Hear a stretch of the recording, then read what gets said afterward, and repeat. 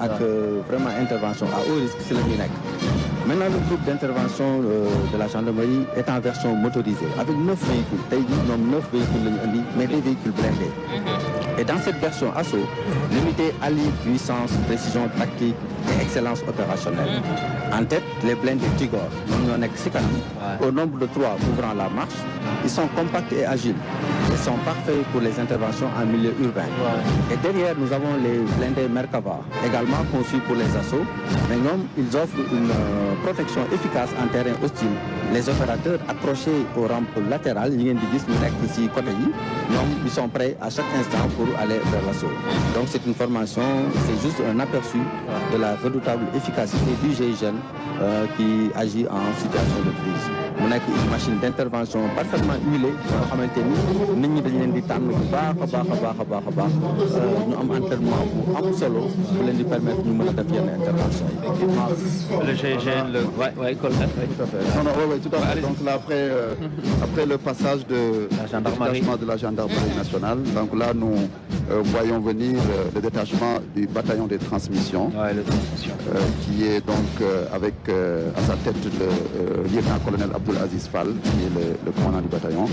Donc ce qu'il faut dire, c'est que le bataillon de transmission, c'est un bataillon du commandement. En fait, c'est un bataillon qui est articulé autour de 4 compagnies qui sont représentées ici. Donc il y a l'appui au commandement, il y a aussi tout ce qui est l'appui logistique, l'équipement, mais il y a également tout ce qui est cybersécurité, guerre électronique, etc. et cyberdéfense.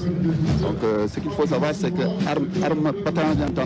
bataillon des transmissions mooy vraiment bataillon bi nga xamante ne moo yor lépp lu jëm ci wàllu lëkkaloo ci diggante unité yi ci intervention yi maanaam ci chef bi su bëggee wax ak ay unité yi nga xamante ne ñu ngi ci terrain bi nekk ci moom mu nekk ci état-major bi mu bataillon des transmissions ci ñi lay jaar ñoom ñoo yor jumtuwaay yi nga xamante ne ñooy def lëkkaloo boobu ba pare tamit bataillon bu am solo la ci wàllu thème bi souveraineté parce que ñoom ñoo yor lépp lu jëm ci wàllu xarale yi jëm ci wàllu informatique cybersécurité cyberdéfense dégg nga fii nag am nañ fi ay officiers ay sous-officiers yu xarañ yoo xamante ne ñu formé ci wàllu yooyu ci wàllu guerre électronique ci wàllu cybersécurité dégg nga ci wàllu cyberdéfense.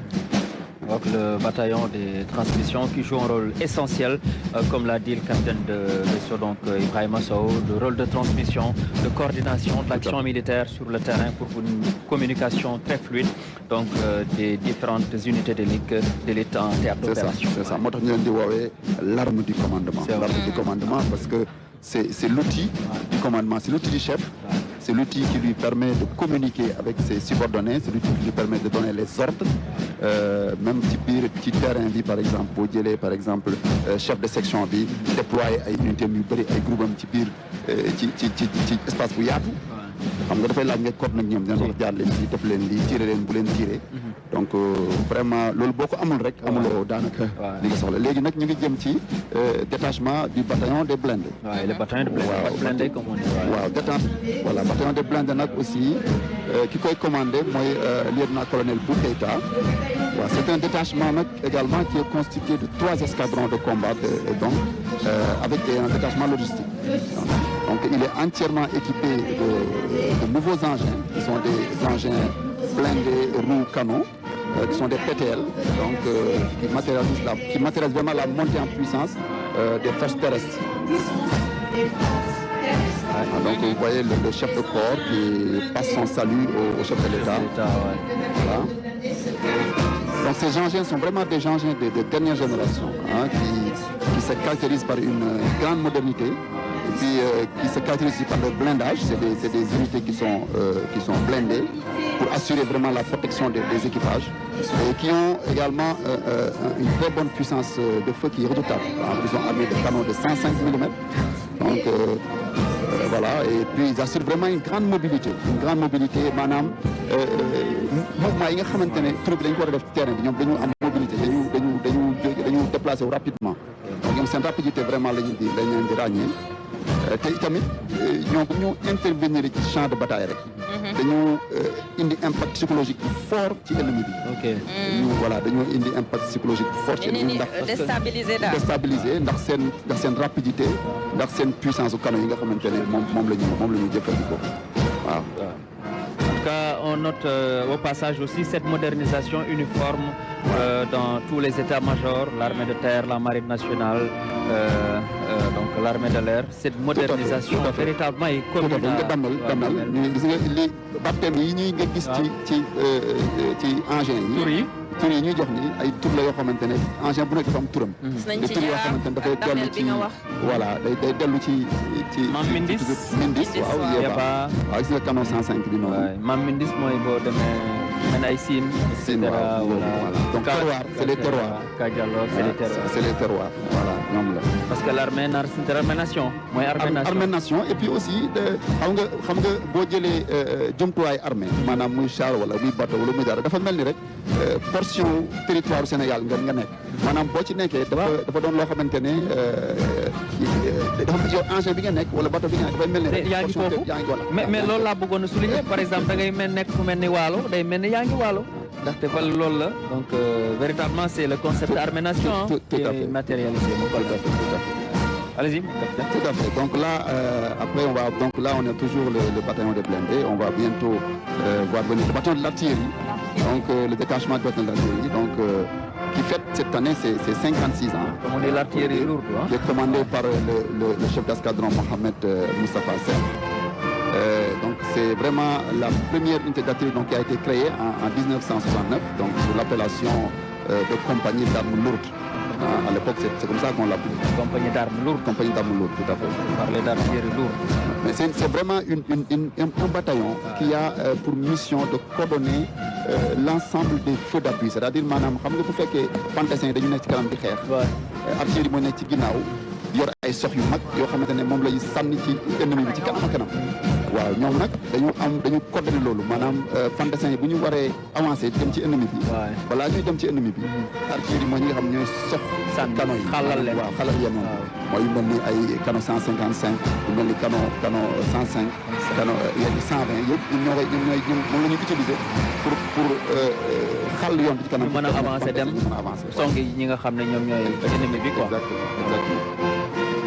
donc dafa am composante lu ñuy wax composante sol air nekk donc sol air mooy maanaam composante bi nga xamante ne mooy sox yi jóge ci suuf ngir abattre roplaan yi waaw donc sol air maanaam voilà mooy da nga jóge ci suuf voilà donc kii mooy commandant artillerie mooy lieutenant commandant Seck moom Moustapha Seck lépp lu jógee ci suuf rek daal di jëm ci kaw waaw léegi xam nga bu fekkente ne da nga sol air bu fekkee da nga am ay menaces yoo xamante ne dafay jóge ci jaww ji dafa am ay canon yoo xamante ne ñoo nekk ci suuf ñoo koy song donc loolu mooy escadron mooy composante sol air donc composante sol air mooy loolu mooy liggéey donc mu am composante sol maanaam ay canon yoo xamante ne ngay sox bu jóge ci char wala bu jóge ci canon dem ci benn char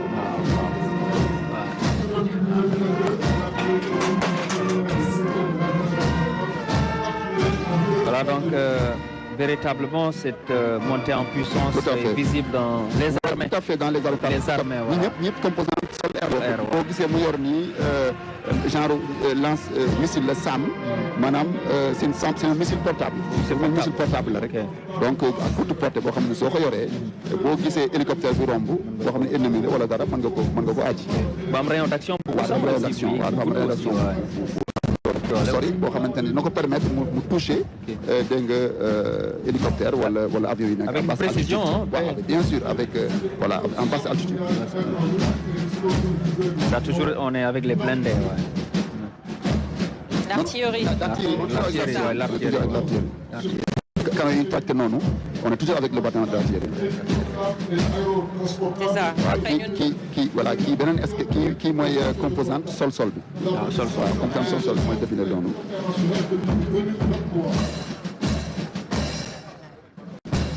kii nag force de frappe vraiment force de frappe armée sénégalaise ci la quoi parce que boo xoolee. canon yu am doole la. canon yi nga xamante ne vraiment bu ñu dënnoo rek ennemi bi day jaxasoo. seen portée sori na waaw portée bi sori na trop ay portée canon donc 155 yi. effectivement sori na trop. ak portée canon 105 yi. day permettre ñu atteindre dégg nga vraiment cible bi nga xamante ne moom. te jumtukaay yi tax na armée sénégalaise nekk armée boo xamante ne jox nañ ko gëdd respecté nañ ko trop même au-delà du continent ah. absolument les opérations. c'est ça absolument parce que boo xoolee équipement armée sénégalaise dafa nekk équipement yoo xamante ne vraiment dañ ko adapté ak suñu besoin. gis nga kii di ñëw nii kii nga gis muy romb nii mooy c'est les LRM les lance roquettes multiples. waaw LRM gis nga boo xoolee dafa mel ay canon yu bare yu ñu boole. yii nii dafa am doole parce que bu soxandoowee rek dafay sànni ay sox yu bare ci même moment bi. donc bu dalee ci zone ennemie bi vraiment day tas sur zone ennemie da koy déstabiliser. donc boo xoolee sox bu ci nekk rek da ciy day gën li mooy LRM mooy wax lance roquette multiple. ah oui véritablement les armées sénégalaises. il y a 6 lanceurs boo xoolee il y en a 6 lanceurs. dégg nga boo xamante ne bu ci nekk lanceur bu ci nekk am na ay orifices yoo xam ne day mooy yóbbu produit yëpp. mooy yóbbu ci génn sox bi daal sox bi voilà. waaye am na solo jumtukaay yu mel nii véritablement nga yor ko.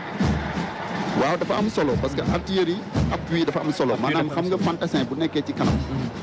unité yi nga xam ne dañoo nekk à pied nekk ci kanam di xeex di progresser. dégg nga bu ñu xamee ne artillerie ñu ngi seen gannaaw ñoom dañuy bu ñu soxlaa ne nañ leen appui ci kanam rek mooy appui artillerie ñooy xool ban position la ñu war a sox ñu envoyé fa ay sox pour que fantassins yi ñoom it mën a avancer. Pour ça coordonne véritablement l'action militaire sur le théâtre d'opération.